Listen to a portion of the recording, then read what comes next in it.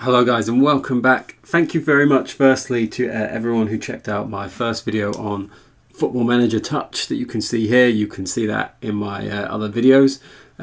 Feel free, as with that one, to ask any questions that may arise. I'll also have the link to my Twitter, so if you'd rather speak to me in there, you can. Today we're going to be looking at Manticore Galaxy on Fire from Deep Silver. That's what we're going to be checking out today. Same as last time. We're going to be checking how this runs in handheld. There is my dock there. We're going to be looking at how it performs, how it looks. Bit of a spoiler, looks pretty good, plays pretty great. So I'm going to get to that straight away. First thing first, there is a bit of a point of view from some people that some of the games like this are a bit expensive. I'm not going to lie, it's $17.99. I did consider not buying it to begin with, although I'm glad I have now. One of the reasons why people are put off by games like this is because it is, some people see them as just a mobile game. Personally, I feel that's a bit unfair. If you're someone like me who's grown up handheld gaming, a phone is never going to compete with a device with a dedicated D-pad. As you can hear, Tetris playing on there. Tetris on the Game Boy, even a Game Boy like this, missing its batteries, is going to perform better. Well, in my opinion, it's going to perform loads better than on a phone where you're having to use the context of the screen. I just am not a fan of that. That's heightened even greater, just putting that to the side, if you grew up with anything like this. If you've grown up playing with a proper pad, then for me, mobile just can't compete with that. I don't care what anyone says. So we're going to be looking at Manticore. Manticore is not an open world space trader, is what I'm going to call it. It is more like what you can see here in my hand. You see it's got the nice $44.99 from Comet on it. Gone slightly out of focus there. It's more of a kind of arcade style. It does have some slight progression style systems. Just pressed on the pad. I am actually going to be using my Pro controller here, so I'm just going to put the camera down so I stop messing around. It's just asking me to do the standard double triggers, just to show that I've been playing through this. So what I'm going to do now, I'm just going to hit the light so you can actually see what is going on. Apologies for having the slight image in the bottom here, but like I said, this is strictly a handheld test.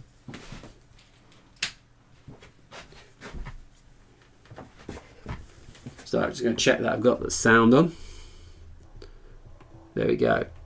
So I was just playing this before. Only came out on Thursday this week. Like I said, it is $17.99. It is the only space sim that I know of. So just completed a mission. Commander, you asked for my assistance. I hear you're the grey skin to talk to when So you've got the guy here. Looks a slightly bit like Jack from Lost. If you were a fan of Lost. I'm just going to turn it down. Now there are two different modes to the game. You'll notice, and I will put in some footage recorded directly from the TV, even though I was talking about that I don't normally do that. I am going to do that so people will be able to see some of the footage a bit clearer. You'll notice that it's got a few different features, a few different things on the screen. What the game is made up though, like I said, it's not an open world game. This is an arena that we're on now.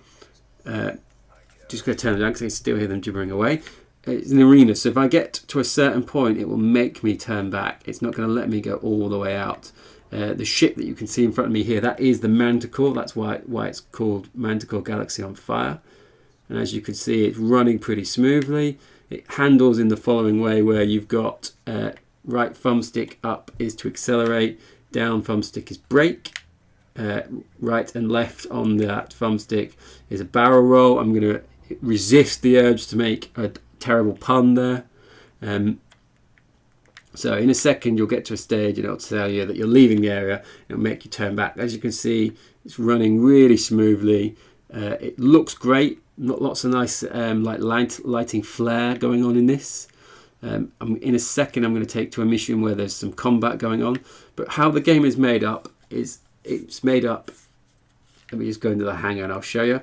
It's made up of little areas like this where you're exploring and then battles. So a little bit of a change of pace going on.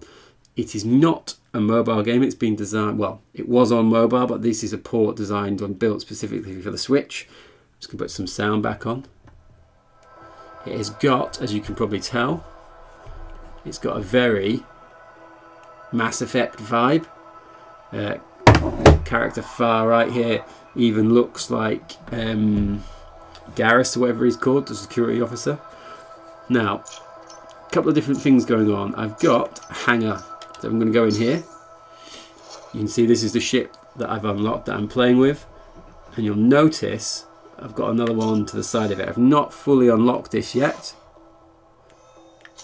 but I'm collecting the parts for them. Now, each ship has got some very light upgradable elements to it. You'll notice I've got 4 upgrade resource there. So I can upgrade my hull, I can upgrade the energy, which is the left and right moving that I was just talking about, or the accelerating. Shield, self-explanatory, and then missiles, which I've not currently purchased. So a couple of different things I can upgrade in there. I can also upgrade different weapons that I pick up. Just going to kick the sound back down. Right, the guy here that I mentioned looks slightly like Jack from Lost. You'll see him clear on my screens, my proper screen grabs. He is in charge. He kind of found me floating in space. There isn't a great deal of backstory about your character. As far as I'm aware, there is no indication whether you're playing as a man or a woman, so leaving it quite open. And then you've got my galaxy map here. So if I go on my galaxy map, you can see what I've unlocked. You'll notice that everyone has got a kind of percent, so it's telling me that I've got 100% of the intel and weapons parts I can find there, or ship upgrades. And you'll see that I've got a few others that I've not really fully explored. So again, it's quite Mass Effect. And I'm going to go to my kind of captain, the person who's in charge of me. And you'll notice this is how the mission map looks. So like I said, you can't just fly anywhere, do what you want, be whatever faction. We are working for the Manticore, and I'm not going to give too much away about the story, but it's not particularly clever, but we're kind of looking into like a terrorist conspiracy and a kind of catastrophic event that happened. So the missions are made up of either protecting certain areas or guiding people. I'm going to go here. One of the things that I like to do on these videos is show you how long it actually takes. I'm just going to hit take me through to the mission. Not going to do any upgrades.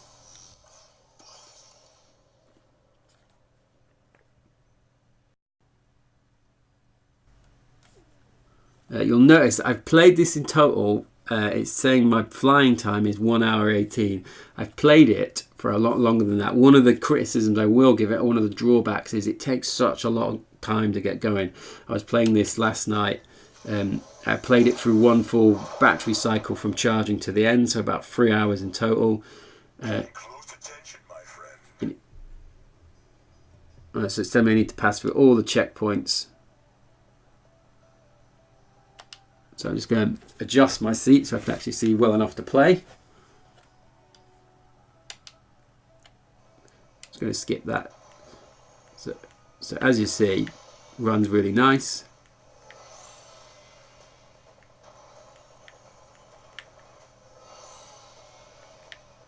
Let me see if I can do this.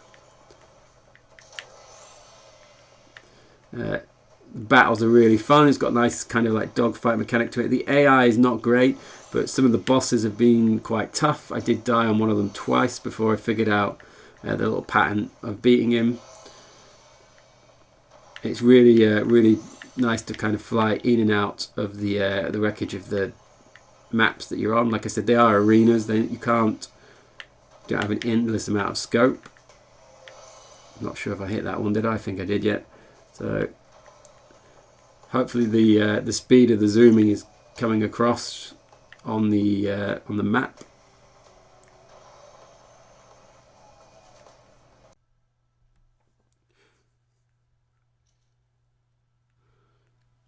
Right guys, so welcome back. So we've had a look at some of the kind of light RPG mechanics. We've had a look at the kind of exploration zones where you're flying around looking for things to upgrade your ship. quite sedate, quite peaceful. Now we're going to have a look at some of the combat though. So I'm going to try and play this as best as I can, bearing in mind you can currently see me on the screen there, leaning over the webcam, trying to play with the Pro controller that I've just flashed into camera. So just going to check my focus is still as good as I can get, bearing in mind I am playing it in handheld mode. So we're going to go in and have a look at the combat. So like I said, this has got a nice dogfight style feel to it. I've unlocked a new ship since I started playing it yesterday, but I'm going to go over the standard one. I'm not going to do any upgrades, and I'm going to skip any story that comes on. Oh, I said I'm not going to do upgrade. I may have upgraded that by mistake because I wasn't paying attention. Right, so I'm going to click. I'm going to replay this mission against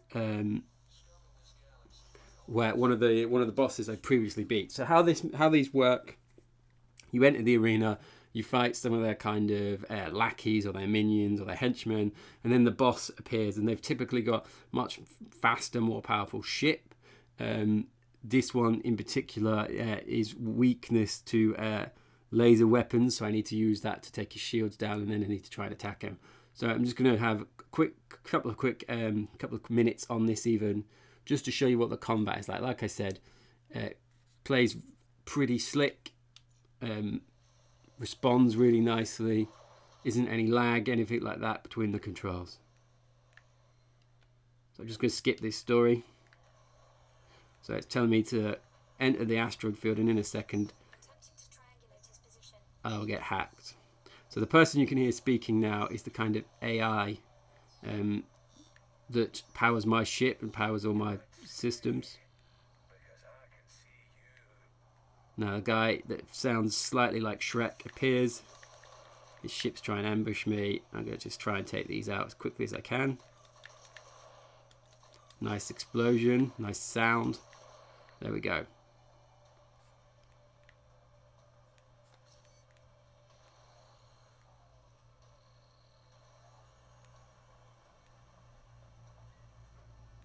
So next waypoint is activated.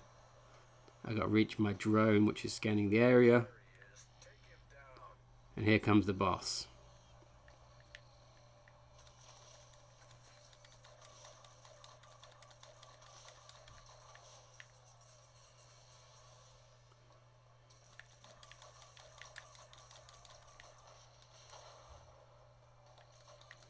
You've got the two AI shipmates helping you out as well. They're on the two ships to the side of me. They're each a different race. So they're okay. They're better than the kind of Star Fox people, which might be an obvious comparison for a space shooter on a Nintendo console. Nowhere near as entertaining. Well, you might not find the Star Fox guys entertaining. Though a lot of people hate a couple of them.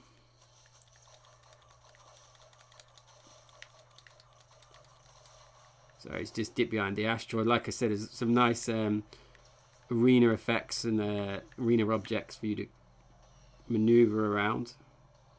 See if I can get back around behind him. He's doing a fairly good job of evading me. Though we've got his shield down now.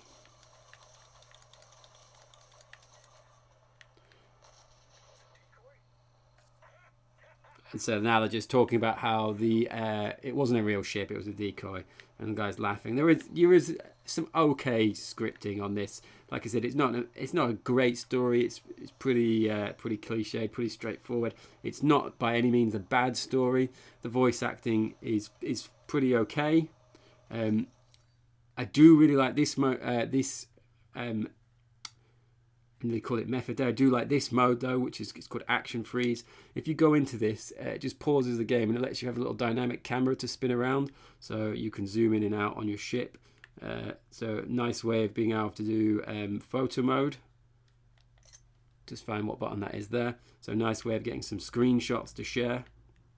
So not a huge amount of options, but you can see my kind of AI there. I do like that nice little mode. I particularly like the Batman games that did that. Not obviously not on the Switch, but it's always nice when developers will embrace the idea of sharing culture. So there you have it. All in all, Manticore to me is definitely worth $17.99 if you are obviously if you're in the PAL shop, the UK shop. It's the only game of its kind. I mentioned it that I thought it was at the start, but it's the only kind of space combat sim that there is. It's currently anyway. Feel free to correct me if I've missed one, but I had a little trawl through the shop since I said that at the start of the video, and it's really good fun. Like I said, I was disappointed that it wasn't an open space game, but that was my fault, not necessarily the developers. People might blame that on the trailer video that you see in the shop, but there isn't anything that suggests strongly that it's not an arcade style shooter.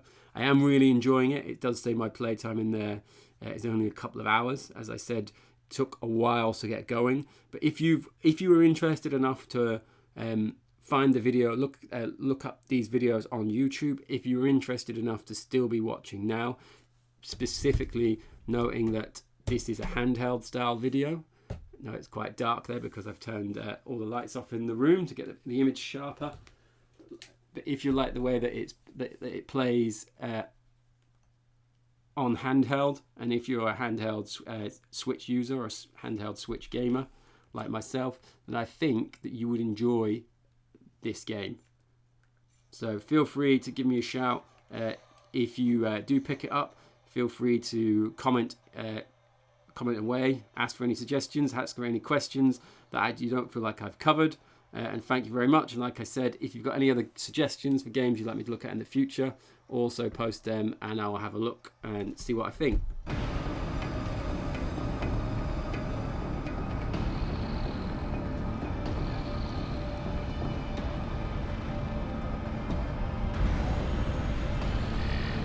The scanner picked up a signal.